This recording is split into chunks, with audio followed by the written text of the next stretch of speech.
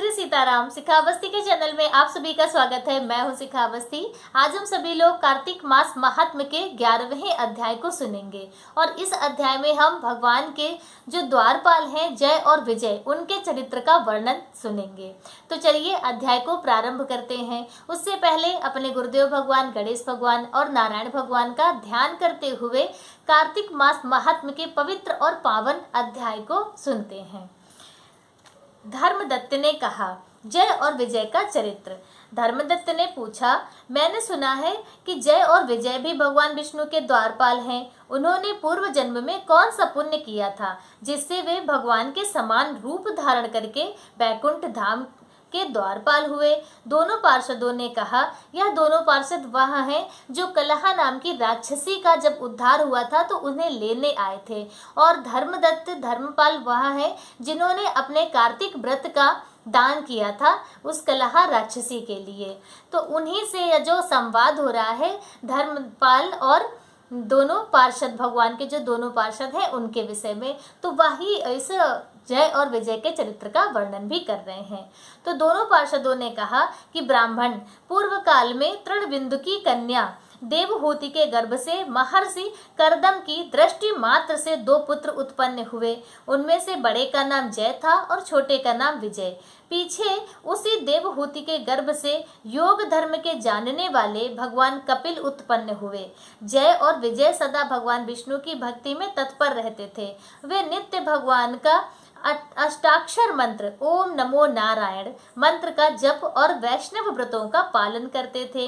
एक समय राजा मरुदत्त ने उन दोनों को अपने यज्ञ में बुलाया। वहां जय ब्रह्मा बनाए गए और विजय आचार्य। उन्होंने यज्ञ की संपूर्ण विधि पूर्ण की। यज्ञांत यानी यज्ञ के अंत में अवभृत स्नान के पश्चात राजा मरुत ने उन दोनों को बहुत सा धन दिया। धन लेकर दोनों भाई अपने आश्रम पर गए।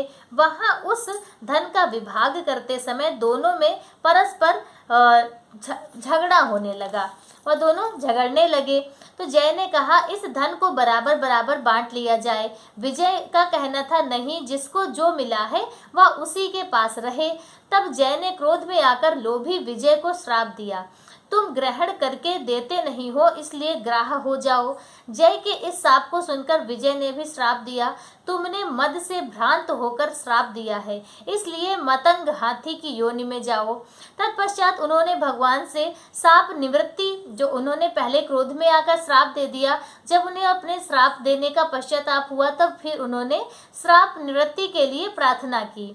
श्री भगवान ने कहा, तुम मेरे भक्त हो, तुम्हारा वचन कभी असत्य नहीं होगा। तुम दोनों अपने ही दिए हुए इन श्रापों को भोग कर फिर मेरे धाम को प्राप्त होगे। ऐसा कहकर भगवान विष्णु अंतर्ध्यान हो गए। तदंतर वे दोनों गंडकी नदी के तट पर ग्राह और गज बन गए दोनों, और उस योनि में भी उन्होंने पूर्व जन्म का स्मरण बना रहा और वे विष्णु के व्रत में तत्पर रहे।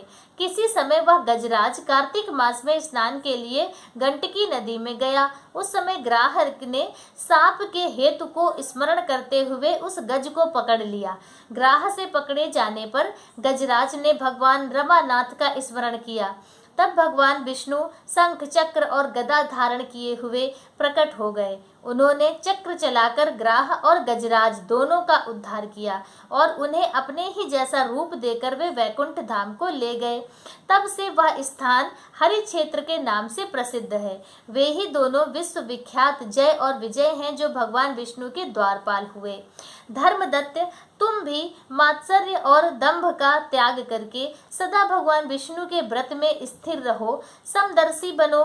तुला यानी कार्तिक का महीना, मकर माघ का महीना और मेष वैशाख के महीने में सदैव प्रातः काल स्नान करो। एकादशी व्रत के पालन में स्थिर रहो।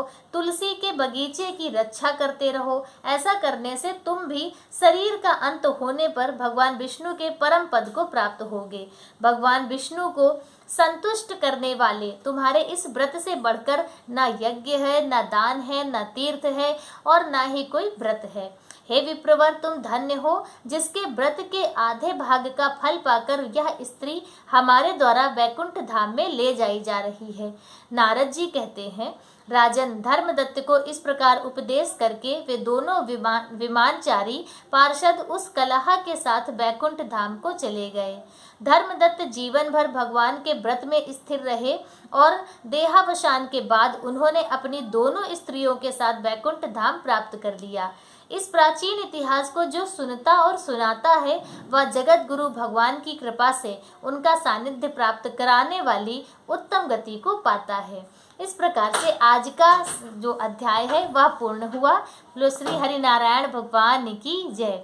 तो इस प्रकार से आप सभी ने सुना कि भगवान विष्णु की भक्ति कितनी सहज और सरल है, और यदि आप इन नियमों का पालन करते हुए कार्तिक मास महात्म को सुनते हुए अपने इस महीने को आप अपने पुण्यों के साथ में बढ़ाते हैं तो भगवान विष्णु की कृपा आप पर भी सदैव बनी रहेगी।